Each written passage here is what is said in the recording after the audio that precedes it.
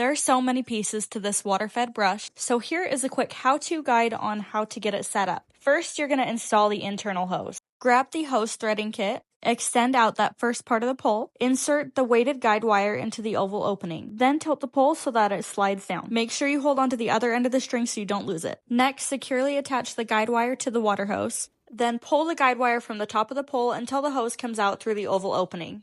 Next, you're going to attach the brush head. You're going to take the angle adapter and attach it into the brush head. Then you're going to attach that onto the pole.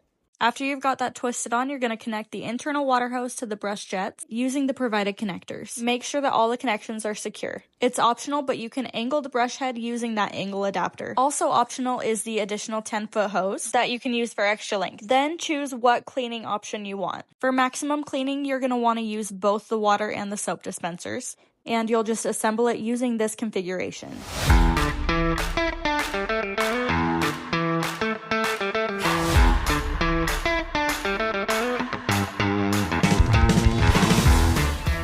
Then you'll just attach this to your hose. For a water rinse only, use this configuration.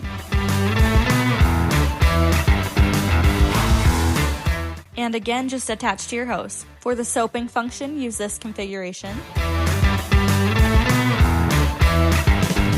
And again, attach to your hose. Now that you've got it all assembled, you are ready to clean your solar panels, RVs, or anything high and out of reach. Our kit also comes with a window squeegee for streak-free finishing. Happy cleaning, and check out our complete product lineup at extendoreach.com.